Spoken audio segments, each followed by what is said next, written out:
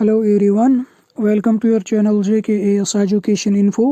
इस वीडियो में हम जनरल इंग्लिश के रिलेटेड कुछ डाउट्स को, कुछ कन्फ्यूजन्स को क्लियर करेंगे। इससे पहले जो हमने जनरल इंग्लिश के मॉडल टेस्ट पेपर्स डिस्कस किए थे, उनमें मैंने आपसे कहा था कि अगर किसी क्वेश्चन में इशूइंग बॉडी, सेंडर एड्रेस या रिसीवर एड्रेस ना दिया गया हो तो इन तीनों केसेस में आप इमेजिनरी एड्रेसेस को लिखोगे। इसके बाद आप में से बहुत सारे स्टूडेंट्स ने पूछा था क्या हम इशूइंग बॉडी में और सेंडर एड्रेस में या रिसीवर एड्रेस में प्लेस होल्डर्स जैसे XYZ स्कूल या ABC स्कूल लिख सकते हैं या नहीं लिख सकते, और क्या हम सेंडर एड्रेस में एग्जामिनेशन हॉल लिख सकते हैं या नहीं लिख सकते। तो इनके रिप्लाई में मैंने आपसे कहा था कि अगर आपके टीचर्स ने लिखने के लिए कहा है तो आप बेशक लिख सकते हो, इसमें कोई इशू नहीं होगा। इसके बाद एग्जामिनेशन के रिलेटेड गाइडलाइंस का, इंस्ट्रक्शंस का मसला सामने आया और इनकी वजह से बहुत सारे स्टूडेंट्स आप में से फिर से कन्फ्यूजन में चले गए। इन इंस्ट्रक्शंस में लिखा था कि स्टूडेंट फ्रंट पेज के बगैर, जो फ्रंट पेज होता है वहाँ पर स्टूडेंट अपने डिटेल्स लिखता है। फ्रंट पेज के बगैर स्टूडेंट कहीं पर भी अपना नाम और अपनी दूसरी आइडेंटिफिकेशन डिटेल्स मेंशन नहीं कर सकता। और इनमें यह भी लिखा गया था कि स्टूडेंट किसी भी स्कूल का नाम या कॉलेज का नाम या एग्जामिनेशन सेंटर को भी मेंशन नहीं कर सकता। अगर स्टूडेंट ऐसा करता है तो ऐसा करने को अनफेयर मीन्स में कंसिडर किया जाएगा। इसीलिए इन कन्फ्यूजन्स को, इन डाउट्स को क्लियर करने के लिए 2 दिन पहले 8 मार्च को मैंने JK बोस हेल्प डेस्क को ईमेल भेजा था और इस ईमेल में मैंने यही पॉइंट्स मेंशन किए थे।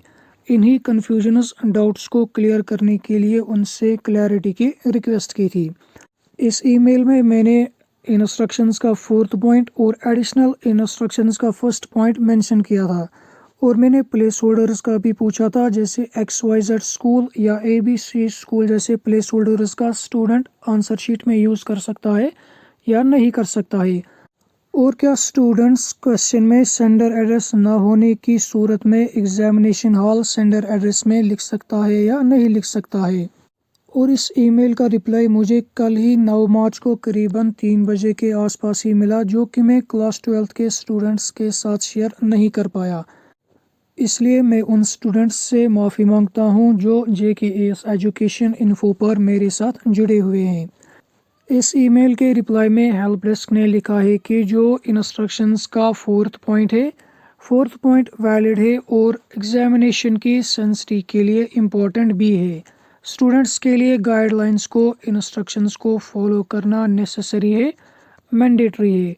प्लेस होल्डर्स के बारे में लिखा है कि जो स्टूडेंट JK बोस का एग्जामिनेशन दे रहा है वो प्लेस होल्डर्स का यूज़ भी कर सकता है, और अगर क्वेश्चन में सेंडर एड्रेस नहीं दिया गया है तो सेंडर एड्रेस की जगह एग्जामिनेशन हॉल भी लिख सकता है, ताकि स्टूडेंट की आइडेंटिटी रिवील ना हो और स्टूडेंट इंस्ट्रक्शंस को अच्छे से, सही से फॉलो भी कर पाए।